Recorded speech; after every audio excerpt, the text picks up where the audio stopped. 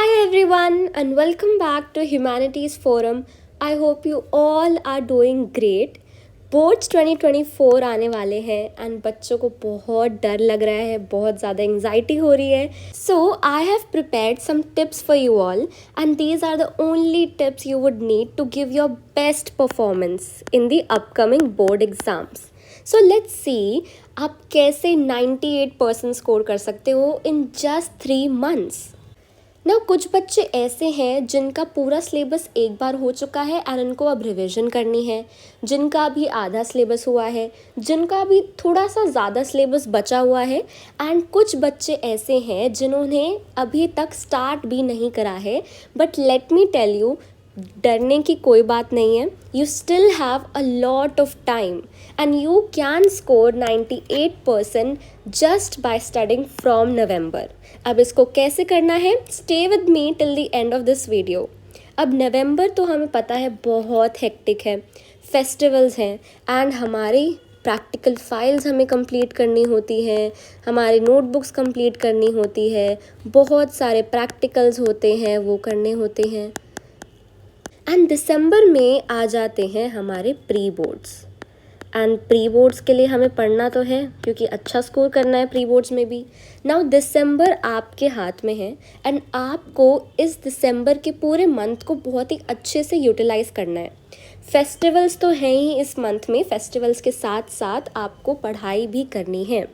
Panic हो रहा होगा, एंग्जाइटी हो रही होगी, बट चिंता करने की कोई बात नहीं है. It's very normal to feel anxious at this stage. So अब हम करें क्या, वॉट टू डू नाउ. बहुत एंग्जाइटी हो रही है, स्ट्रेस हो रहा है, फाइल्स बनानी है हमें, हमारे कोचिंग में भी एग्ज़ाम्स चल रहे हैं एंड स्कूल में भी टेस्ट चल रहे हैं, हमारे प्रैक्टिकल्स भी हैं. तो अब करें क्या.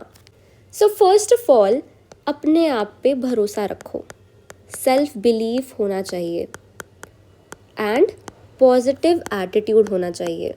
अच्छा सोचो, सब अच्छा होगा. तो अपने आप पे भरोसा रखो, सब सही होगा एंड सब अच्छा ही होगा.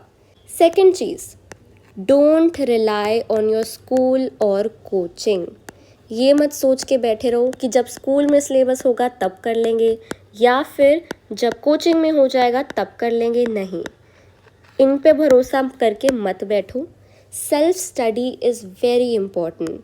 सेल्फ स्टडी ही काम आती है, ट्रस्ट में. चाहे तुम कितना कोचिंग का होमवर्क कर लो, स्कूल का होमवर्क कर लो, फाइल बना लो, but self study is the key. खुद पढ़ने बैठो तभी कुछ आएगा समझ एंड तभी कुछ प्रोडक्टिव कर पाओगे. सो ये 3 चीज़ें तो आपको अपने दिमाग में अच्छे से बिठा लेनी है कि सबसे पहले तो अपने आप पे भरोसा रखो, स्कूल पे तो भरोसा मत रखो एंड सेल्फ स्टडी करो. सो इन सब चीज़ों के बाद हम करें क्या, हम स्टार्ट कैसे करें अपनी preparation. And trust me, start करना ही सबसे डिफ़िकल्ट टास्क होता है. एक बार आपने स्टार्ट कर दिया then there is no looking back and आपका सिलेबस बहुत आसानी से कंप्लीट हो जाएगा. सो सबसे पहले आता है to know your syllabus and इसके बारे में मैंने पहले भी बात करी हुई है because it's very important. No your syllabus मतलब आपको अपना सिलेबस पता होना चाहिए एंड एक डॉक्यूमेंट होता है सीबीएसई की ऑफिशियल साइट पे. Open that document and go through it. उसमें आपके प्रोजेक्ट के बारे में भी होगा, आपका सिलेबस भी होगा, चैप्टर्स की वेटेज भी होगी. एंड नाउ वेटेज बहुत मैटर करती है, आपको हर एक चैप्टर की वेटेज चेक करनी है. अब ये मैंने पॉलिटिकल साइंस क्लास 12th का सिलेबस खोला है एंड इसमें आप देख सकते हैं कि मार्क्स अलॉटेड है. ये ही मार्क्स आपकी वेटेज होती हैं, ठीक है. एंड इन वेटेज में से आपको एनालाइज करना है एंड पता लगाना है कि कौन से चैप्टर की वेटेज सबसे ज़्यादा है, तो इसका मतलब वो सबसे ज़्यादा इम्पॉर्टेंट होंगे. सो जिन चैप्टर की वेटेज सबसे ज़्यादा है वो चैप्टर आप पहले कर लो क्योंकि वो ज़्यादा इम्पॉर्टेंट है, वो ज़्यादा नंबर के चैप्टर हैं, उसमें आपको ज़्यादा मार्क्स मिल सकते हैं. तो पहले एनालाइज करो पूरा syllabus and have a look at it. ये एनालाइज करो कि कौन से चैप्टर की वेटेज सबसे ज़्यादा है, उनको सबसे पहले प्रिपेयर करना स्टार्ट करिए. डिफ़िकल्ट चैप्टर, लेंदी चैप्टर, उनको भी पहले कर लो एंड जो भी ईजी चैप्टर होंगे आप उनको बाद में जल्दी से कर सकते हैं. सेकेंड चीज़ है क्लियर योर बेसिक्स अब ये कैसे होगा? ये होगा एनसीईआरटी पढ़ के एंड उसको सॉल्व करके। एनसीईआरटी है हमारा king when it comes to CBSE board exams. NCERT के बाहर से कुछ नहीं आता, इसीलिए आपको एनसीईआरटी की हर एक लाइन समझ आनी चाहिए। एंड एनसीईआरटी के पीछे हर एक चैप्टर के बाद कुछ बैक एक्सरसाइजेज होती हैं। So each chapter given in each subject text book it ends with practice questions. ठीक है, अलग अलग तरीके के प्रैक्टिस क्वेश्चंस होते हैं, वो सारे क्वेश्चंस आपको सॉल्व करने हैं। फिल इन द ब्लैंक्स होते हैं, शॉर्ट आंसर, लॉन्ग आंसर भी होते हैं, एमसीक्यूज भी होते हैं। सो ये सारे क्वेश्चंस इंपॉर्टेंट होते हैं। एनसीईआरटी का जो कोर्स कंटेंट है वो डिज़ाइन इसी तरीके से करा हुआ है that it fits and it aligns perfectly with the aim of the CBSE board. तो एनसीईआरटी से बाहर तो कुछ आता ही नहीं है, एंड एनसीईआरटी अच्छे से कर ली तो मार्क्स तो आ ही जाएंगे। एंड साथ में नोट्स तो बनाने ही हैं, नोट्स बहुत इंपॉर्टेंट होते हैं। आप चैप्टर पढ़ रहे हो, चैप्टर में पढ़ते हुए आपको कोई सी भी चीज़ इंपॉर्टेंट लग रही है उसको अंडरलाइन करो, हाईलाइट करो, या साइड में बुक में ही अपने छोटे छोटे नोट्स बनाते रहो, माइंड मैप्स बना लो, फ्लो चार्ट बना लो, whatever works for you. साथ साथ लिखते रहोगे तो ज़्यादा याद रहेगा। हमने एनसीईआरटी अपनी पढ़ ली एंड एनसीईआरटी को सॉल्व भी कर लिया। उसके बाद क्या करना है? एनसीईआरटी के बाद आता है प्रीवियस ईयर क्वेश्चंस, एंड ये तो बहुत ज़्यादा इम्पॉर्टेंट है। सो जिसको भी सीबीएसई बोर्ड एग्ज़ाम्स में अच्छा स्कोर करना है, whoever wishes to score well must make use of this gift। Previous year questions करना बहुत इम्पॉर्टेंट होता है, एंड प्रीवियस ईयर क्वेश्चंस करने से हमें पता चलता है कि किस तरह के क्वेश्चंस बोर्ड पूछ रहा है हमसे, what type of questions they are asking, topic को कौन कौन से पूछ रहा है, एंड पैटर्न क्या है क्वेश्चंस का, कौन से क्वेश्चंस बार बार रिपीट हो रहे हैं। तो जो क्वेश्चन बार बार रिपीट हो रहा है उसके चांसेस आने के बढ़ जाते हैं।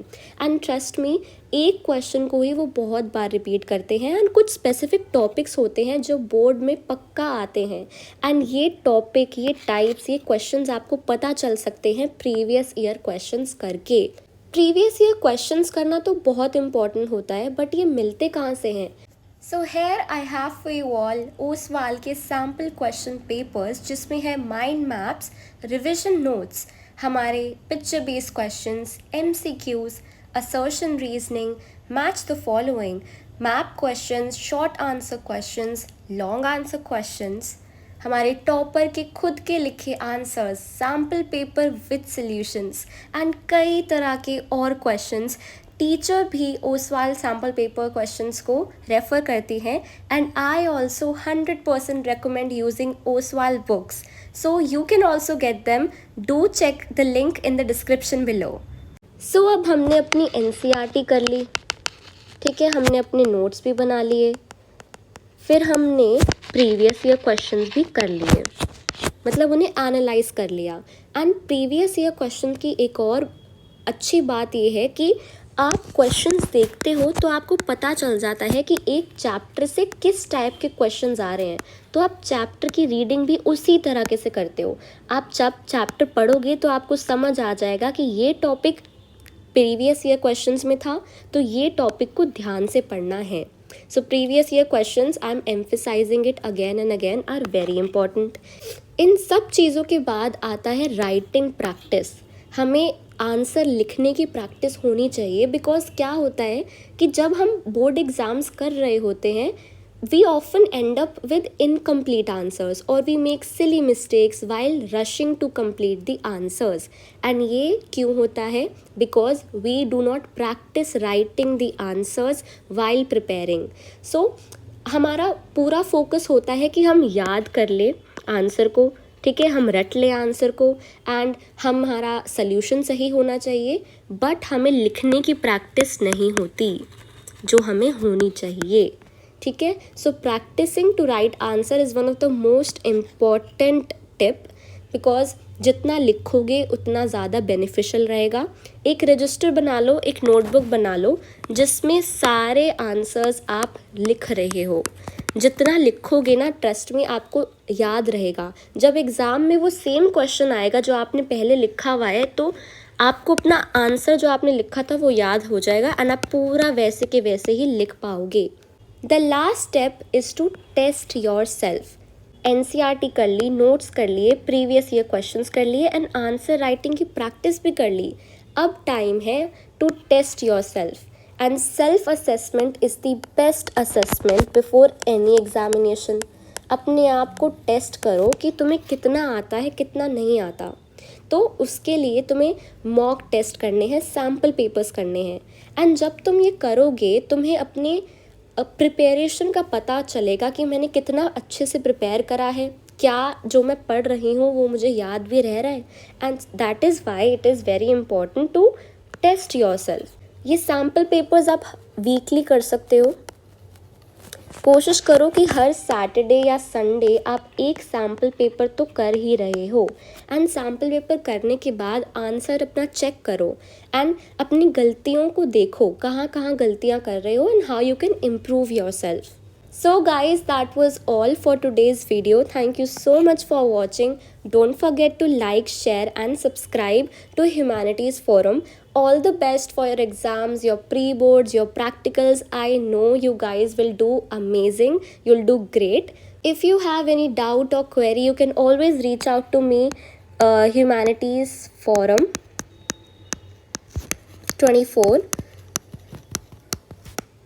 @gmail.com, or you can drop your doubts in the comment section below and I'll see you guys in the next video. Till then, keep learning.